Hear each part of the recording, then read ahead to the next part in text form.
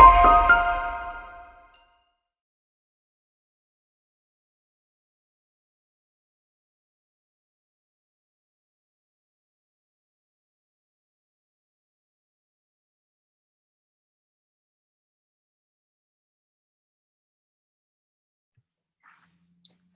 right. Good morning, everybody. I am excited to be here today. I'm Cindy Akers, and I currently work at Wright-Patterson Air Force Base as an acquisition program manager, and I've been working on base about 8 years. I'm excited because I love sharing about some of the different things that I've done in terms of like different jobs that I've had, because I know when you're trying to figure out, when people ask you what you want to do when you grow up, sometimes the knee-jerk response is, hey, I don't want to grow up, but I don't really know what's out there to pick from. So hopefully I'll share some things with you guys today that may give you some different options than what you might have thought existed before. So one of the things that I want to share is I am from the Dayton area. My parents moved here when the military moved them here. So that's one of my ties to Wright-Pat. I started earning money when I was about 12 years old as a babysitter, because we lived in town and there were some kids to babysit there. After high school, I got a job as a representative payee. So I managed money for about 120 people who weren't able to manage their own money and maintain their housing. So I helped them do that. And each person that I worked with had less than $1,000 a month coming in. So they'd had definitely some tight budgets that we were working with to make sure all their needs were met. After I finished up some college, I got hired on at the base and took a position that had me working directly with the country of Jordan, which is overseas. And the areas, the acquisition area is called foreign military sales. So that means we're selling military equipment to people that aren't from the US, that are our partners in terms of what we like to see happening in the world. And then the portfolio that I was working with a little bit ago had Egypt and Jordan in it. And then now I currently support Egypt and Afghanistan. And the portfolio, so I went from managing, $1,000 a month or less than that when I was babysitting, because that was, $10 here or $15 there, whatever it was when I was babysitting, to now my portfolio is over 8 billion US dollars. And then I've got about 25 people that I supervise, but so they're the ones that help me actually manage that money. And so I'm not like got my checkbook ledger out doing that all by myself. So one of the things I want to talk about with program management is it is you can't do it alone kind of activity. Program managers are kind of responsible for kind of like bringing everything together to make sense. So some of the people that we work with are financial people. They manage the money, and some people are engineers, so they understand like the blueprints, like how stuff was made. And we work with the people that maintain aircraft, because they're the ones that touch it every day and understand mechanically like how it works and how to fix it when it breaks. We have great relationships with our foreign military partners. And one of the key things that I really want to help you guys understand is you gotta learn how to, good program managers have the ability to talk to a bunch of different people and listen to a bunch of people to understand information that they're trying to share with you. Because sometimes when you're having a conversation, you need to listen to sometimes there's people that are very loud and you hear them and you understand what they're saying. It's like, okay, got it. And then there's other people that have really good information that are kind of quiet, that it's easy to miss them if you don't take the time to say, hey, can you tell me a little bit more about what you're talking about? Because I want to understand that and see how that's important and plays into what we're doing. So taking the time to listen to those different perspectives is really, really important. One thing that I want to encourage is that if anybody's got any questions, I am looking forward to answering those. And then I'll let the teachers kind of lead us on when that is, but otherwise we'll definitely save some time towards the end if none come up during the middle, because I find that answering things that you guys are curious about are definitely makes this more enjoyable, I think, for all of us, because I could stand up here and talk all day, but I think it's much more engaging to hear what you and teach you about what you guys want to learn about. So one of the things is like, hey, how do you know what a foreign partner wants when they come to you? Well, a lot of times it comes to us in a paper and they say, hey, we want to buy an F-16. And you're like, okay, that makes sense. So first we find out if we're allowed to sell that to a country. And if we are, we start having more discussions like what they want their F-16 to do. So for example, if you were deciding to buy a dog, you're like, I want to buy a dog or I want to buy a puppy. And so questions that I would ask that is like, well, can you tell me more about the puppy that you want to buy? Do you want one that is really fast and has a lot of energy? Are you looking for one that's kind of calm? Is it one that you need for like medical reasons to alert for anything? So we're gonna have those conversations so I can really understand like what your expectation is for that puppy. And in the work that I'm doing, it's like, what do you really want your F-16 to do? And that way I can work with all those other people that I had kind of mentioned earlier, as well as some others, so that we can make sure that we're building to what that particular requirement is. And another important piece is knowing how much money we have left to spend or how much money we have available to spend. Because sometimes they'll say, okay, I want to buy this and I am giving you this much money to be able to do that. And sometimes we'll work through it and be like, okay, the money you've identified is perfect. We can certainly do that. And sometimes it's having what some people might consider an uncomfortable conversation, because it may require us to go back to the country and say, I understand that you want to buy this. We've done our research and our homework, and we've listened to everything that you want to include. And unfortunately, the money that you've identified can't support everything that you've asked for. So we've got a couple of options. One option is you could let us know if we can have more money that we need to be able to provide what you asked for. Or another option is saying, okay, what things don't you necessarily need on the aircraft or for the aircraft that can make sense or make it still fit within the requirement and the budget. So it's called de-scoping. So we're kind of reducing what they asked for.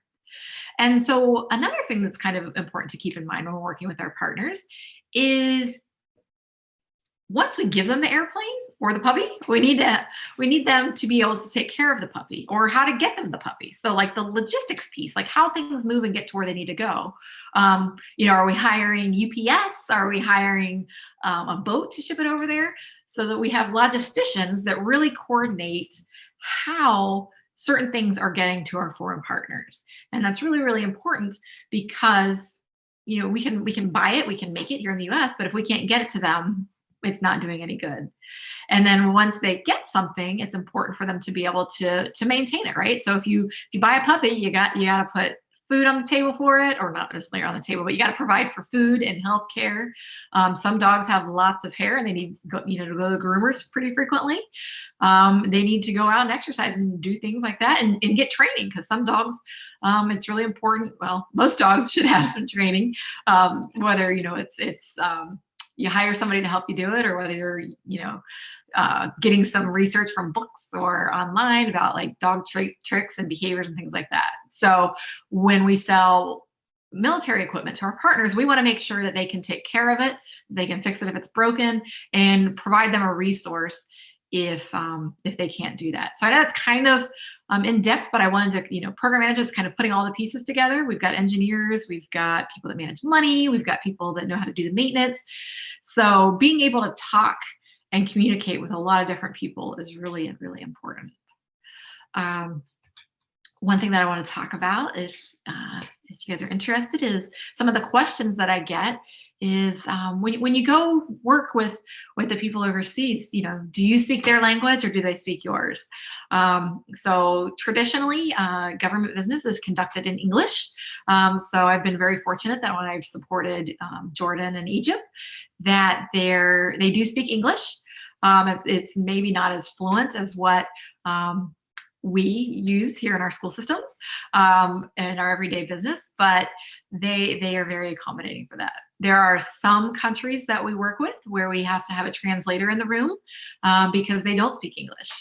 And then one of the things that's always been very interesting to me is when we're in a meeting sometimes like with the Jordanians, they'll have newer people in the room that aren't used to being in English speaking meetings all day long, or there's some language that they're not exactly sure what that is. So they'll say, excuse me, Miss Cindy, we need to speak in Arabic for a minute. We're very, very sorry. We don't want to offend you, but we need to clarify some things. And it's like, okay, sirs, that's no problem, or ma'ams. Please take your time and make sure everything is very clear. So they'll be speaking in Arabic, and it's very, very fast, and it's an interesting language. And then you'll hear like a pause, and then maybe some more talking, and then they'll come back to us and say, okay, we're very sorry. Thank you for allowing us to do that. So with the time that I've worked with Jordan, I am not fluent in Arabic, but there are some words that I've picked up, and like greetings and thank yous. And while they don't expect me or anyone else to be fluent in Arabic, they do appreciate like taking the time to learn some niceties. So for example, in the US, when we say like ma'am or sir, the term that we would use for just like the general level niceties would be like sir, Sidi, instead of sir. Hello, it could be like marhaban. So just taking the time to learn a few of the words that are local to where you are goes a long way, because it shows effort. And that you're kind of open to learning about different cultures. There are, with some of the countries that we work with, some are very relationship driven. So before they're really going to be willing to sit down and talk business, they want to say, hi, how are you? How is your family? Like, how was your flight over? They want to know a little bit more about you to help build relationship and trust before they're going to say, okay, let's talk about these billion-dollar projects that we're working on.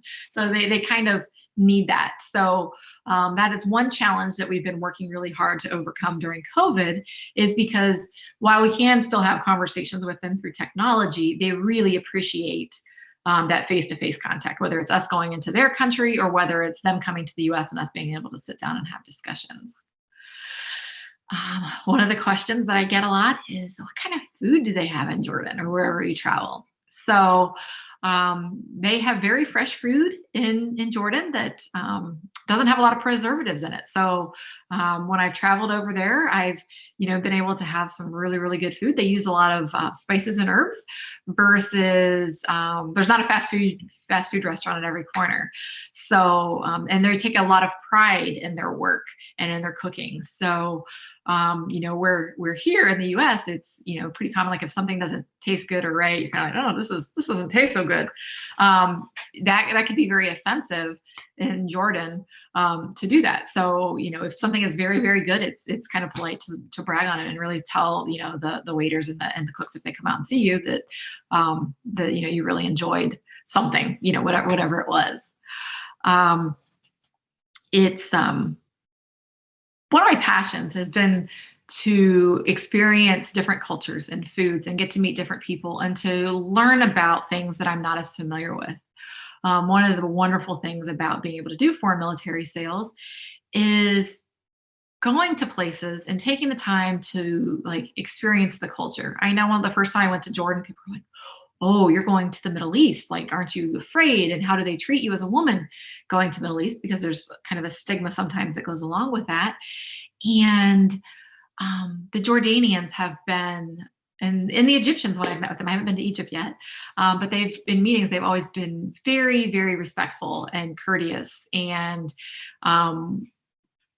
basically, by carrying myself in a professional manner and being interested in learning about them and their culture and trying their foods and going to see, their local areas that they're very proud of, that helps build that relationship and my understanding that the world is bigger than the area that we're currently living in, and seeing like how the similarities of like their sense of family. They're very proud of their families, and just like the compassion to see the respect that they show, not only me as like a professional, but also seeing them interact with their children and their wives or husbands has been really, really nice to go, what, there's a lot of things that we hear about, but yeah, they're people and they're family. And so kind of circling back to let me pause for a second and see if there's any questions. I know I've been talking for a few minutes.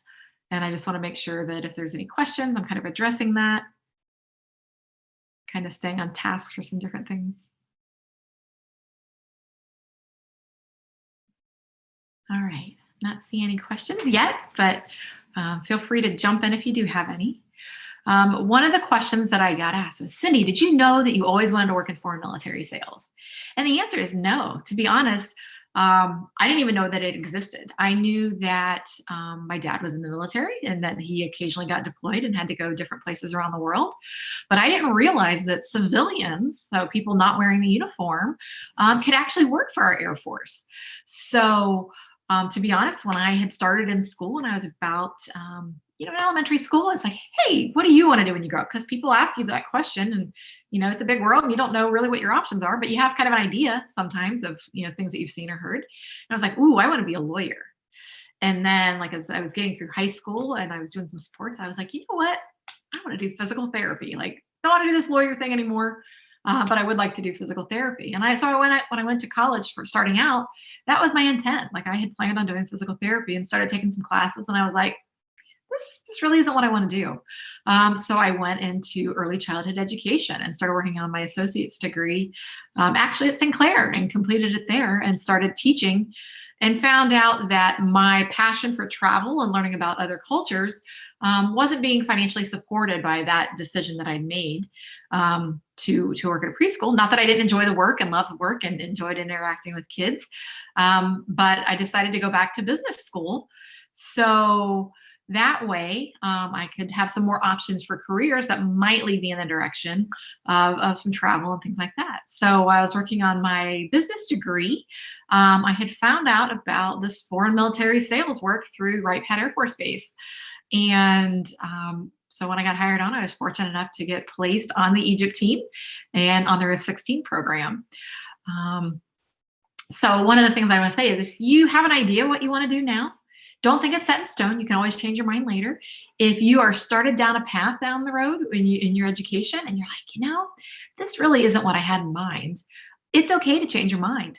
It really is. There are so many jobs out there that we don't even know about or learning about.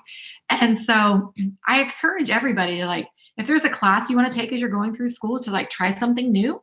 Do it, because you're not going to know unless you try it about whether it's something that you really enjoy or are passionate about.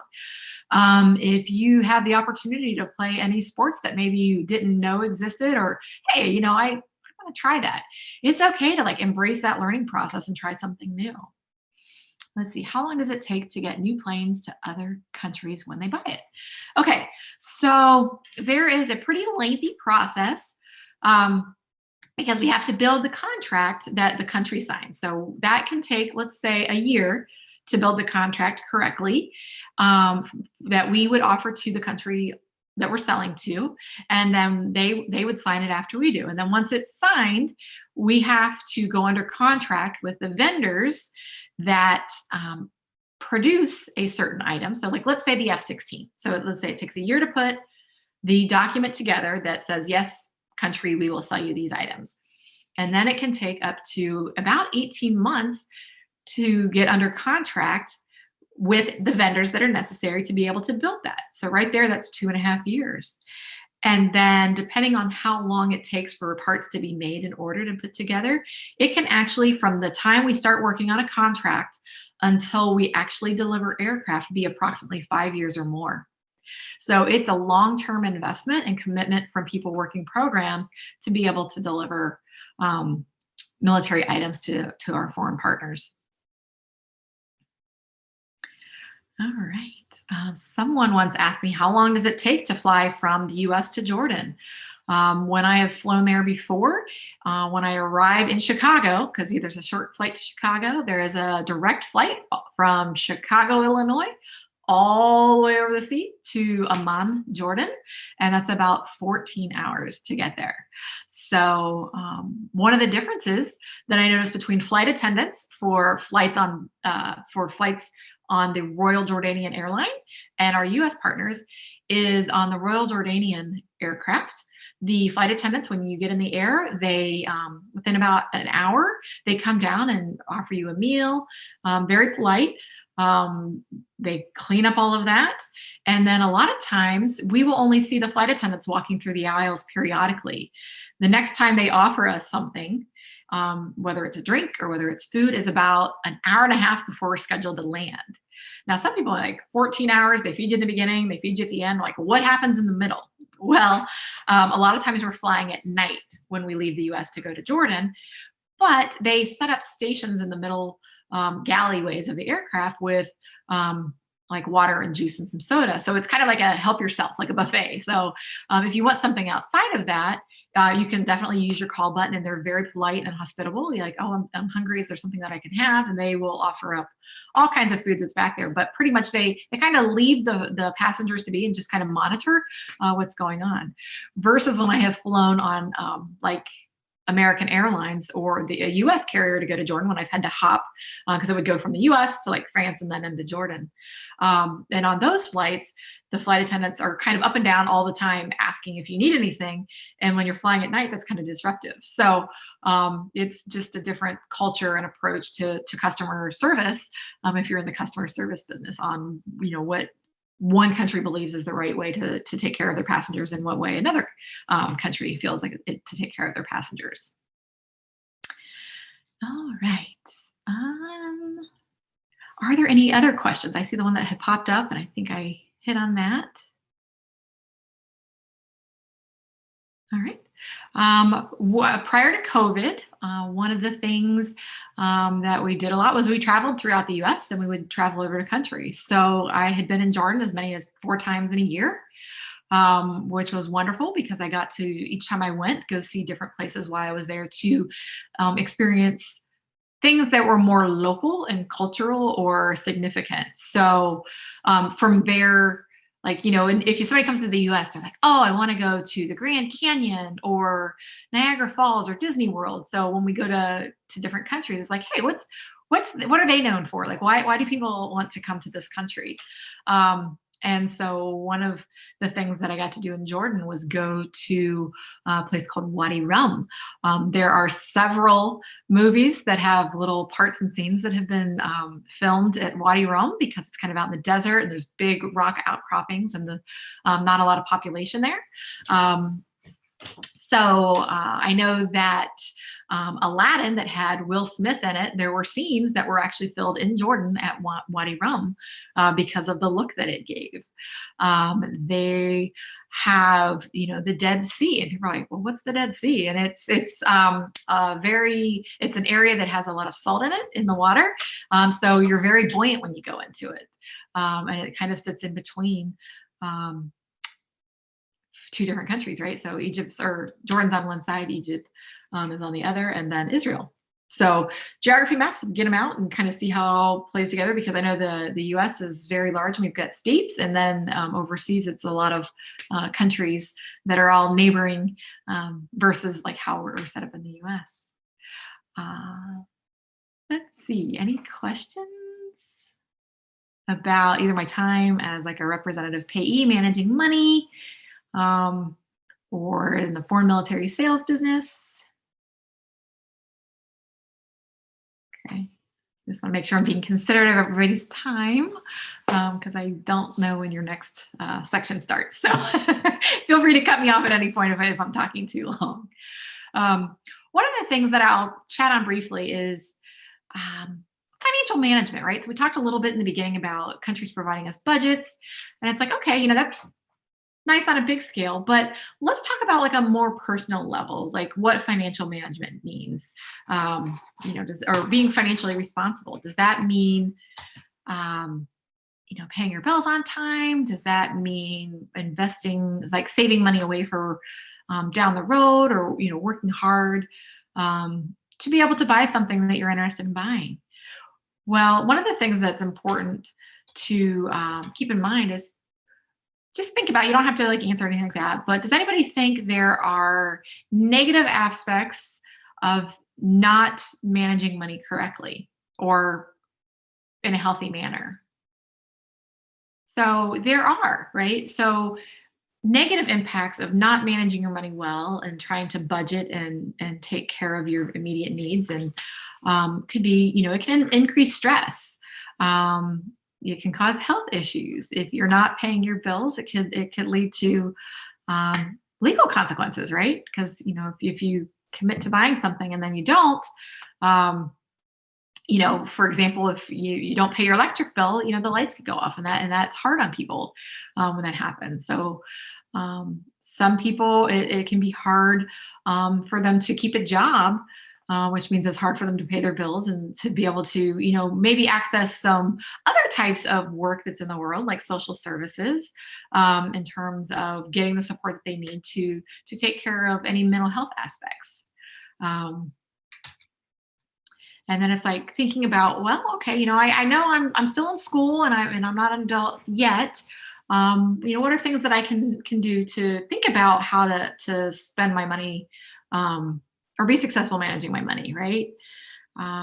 So you want to think about, if you're going to buy, I don't know, what are kids buying these days? Music things. You want to think about, okay, what do I want this item to be able to do for me, and then how am I going to be able to work to do that, and without having to sacrifice the things that you need, so that's important as well to think about that. So let's see. All right. One of the most important characteristics, I think, to being a good program manager is being able to take the time to listen to people and learn from their perspective. So that doesn't mean that you always agree with what somebody else is saying. That just means you're willing to say, you know what, well, let me hear and learn more about what you're trying to share. And so by giving them that opportunity to share, it can open your mind up to different things, because everybody has different strengths and everybody has different weaknesses. So kind of an example of like the importance of being willing to listen and have conversations is, if you're scheduling an event, right? So we're going to have a meeting and we're going to have it at 11 o'clock, and it's going to be a lunch meeting in the park because right now we can't meet indoors, let's say. And so you schedule it and you go forward, and then all of a sudden everybody's late, and you're like, why is everybody late? Like, I don't understand what happened. And so as people start arriving, they say, oh, Cindy, I thought about the fact that the restaurants that we were going to go through didn't open till 11, but I wanted to bring food with me, and I hadn't been to the grocery store yet, so I couldn't bring something from home. I'm sorry I'm late. I just need to grab some food first. It's like, oh, well, if somebody would have said that, or if you would have asked the question, maybe somebody would have spoke up and said, you know what, can we shift it to 11:30 for, the reason that I just kind of listed. So that way the restaurants are open. Or, oh, can't have a meeting on this day because this country has a holiday where they're fasting all day. Like the Arabic, many of the Arabic countries celebrate and recognize Ramadan, which is where they fast during daylight hours. It means they don't eat any food and partake in some other activities from sunup to sundown.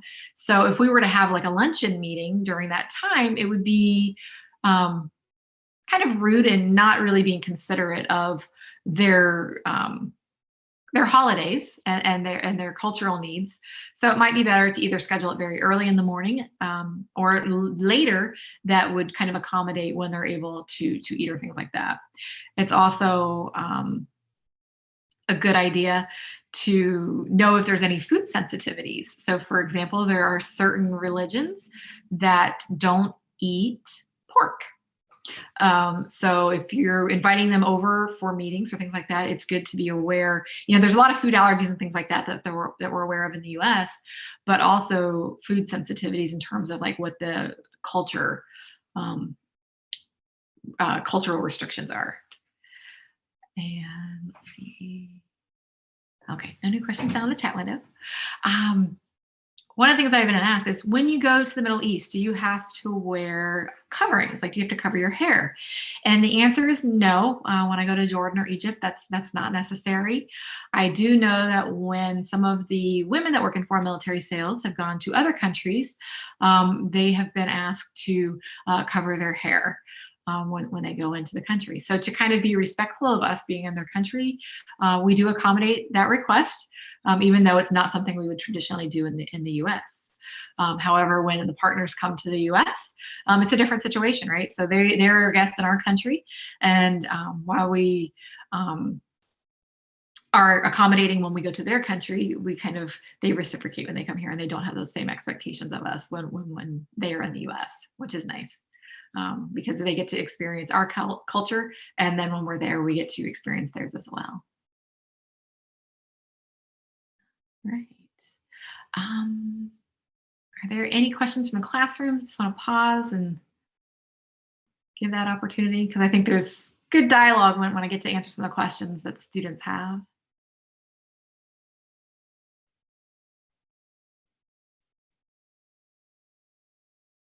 Nothing yet? Okay. Very good. All right. Interesting eating experiences that I've had when I've been overseas. One of the ladies, a large group of us went over because we were from different offices throughout the U.S. and we were meeting in Jordan. And one of the things that we like to do just to experience and try new things is to order small amounts of different things to be able to try, and we kind of share them family style. So instead of each person having a plate, we order meals that are put more family style in the middle, and then people pick off of each of those plates to put on their own plates. And one of the ladies that I was traveling with was like, is anybody interested in trying bone marrow? It's like, okay, I'll give it a go. And so when that happened, it was like just trying different foods. But when they brought the actual plate out that was the bone marrow, a friend of ours kind of looked at it and he said, Cindy, that's a goat brain. And I'm like, no, that's not a goat brain. And so they could actually, and I'm not trying to gross anybody out, but I just want to share with you some of the interesting kind of eating experiences that can happen when you are willing to be brave and try things. And so it actually, you could see like hemispheres, and so it was one of those, we tried it because we wanted to be polite and we didn't want to offend, because again, they're very proud of their foods and their culture, and they very much want us to be happy and satisfied with the things that we're doing there. So that was one unexpected thing that came out on a plate when we were ordering one thing and it ended up being something else. One of the things in a restaurant that we did is there is a food called munsef, and it's like rice and it's got meat on it and pine nuts. And so the way that is traditional to eat it is there's like a flat bread that you would use, and you would scoop it into the large plate in the center of the table. And then you would kind of eat from there with each new bread piece that you would tear off. Well, I was taking some new people over that hadn't been to Jordan yet and was kind of explaining, like, yeah, you just get it and you scoop it. Well, she missed the part about the bread that you would use to scoop it. So she actually stuck her hand down into the food and like put it on her plate. And, it was kind of like, oh, that's not exactly what we meant. But the Jordanians that we were with was like, we really appreciate that she was like committed to the process of trying it the way that she thought that we had been explaining it. So why it can be an interesting moment where you might feel embarrassed, we just kind of embrace it as learning opportunities, and we weren't trying to be offensive or anything like that, but it was just trying to experience the culture. And so kind of finding that humor as you're learning and trying new things is a good thing. And it's okay, to try something or to not try something if it's not what you expected. So, all right.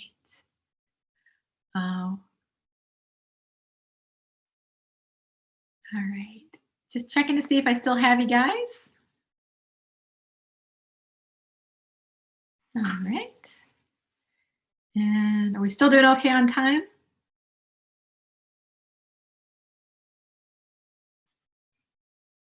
Not hearing anything.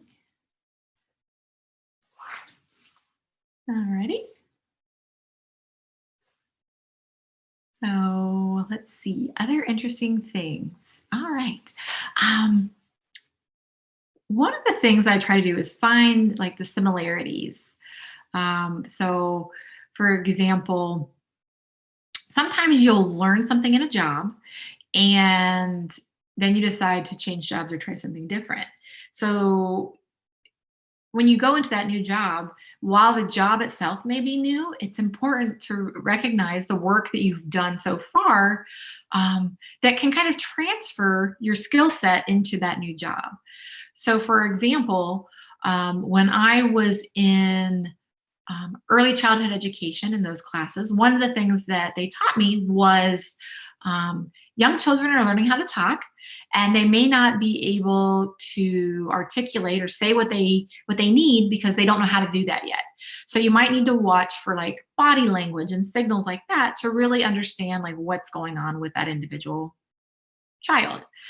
And what I have found in like a supervisory role is that adults, even though they may have the ability to say what they mean, they don't always do that. So like I'm sure when you guys are in class, you know who's having a good day and who's having a bad day, maybe not by the words that they say, but the way that they come in, right?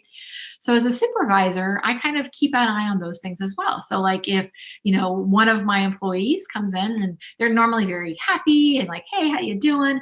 And they come in and they're like really sad or they're kind of grumpy or just like their answers are not how they normally respond. It's like noticing those little things that I learned to do when I was teaching kind of comes into that next role. So you kind of ask person, hey, let's go chat, see how you're doing. You know, you don't seem quite yourself today. And like taking the time to like ask them that and genuinely be interested in the answer that they have. So one of the things that happens in foreign military sales and in the business world is you'll get assigned a job like, hey, we need you to take care of this. And because there's so many different things, there's no possible way that you're going to have experience in doing every single thing that they ask you to do. But a lot of times you can go, okay, let me ask you questions to make sure I know what you want. And then when you do that, it's good. And then you can kind of say, okay, when I did something kind of like this in the past, here's the approach that I took. You know, I asked the questions to make sure I understood what the person wanted. And then I started reaching out to the experts in those areas to get the answer to be able to do the work that needed to be done. So one of the things is that you don't have to have all the answers, but being willing to ask questions and talk to people and go to different resources. And that may mean like you call somebody, hey, you know, I've got this. I was hoping that you might be able to help me out. And they may say, oh, you know, that's not something I'm familiar with, or this is the wrong office. But they may say, oh, but here's the right person you need to go to. So it's like making those connections and having those conversations. All right. And all right, so let's open it up to anything financial questions that you guys might have. Let's start with that. Or about financial management.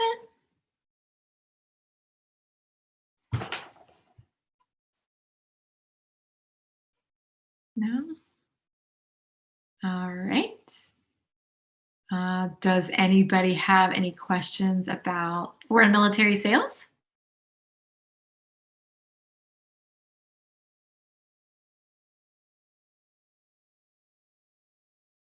Okay, very quiet group. Normally they're not this quiet till after lunch when I've taught these or had these sessions before. Are there any questions about different countries?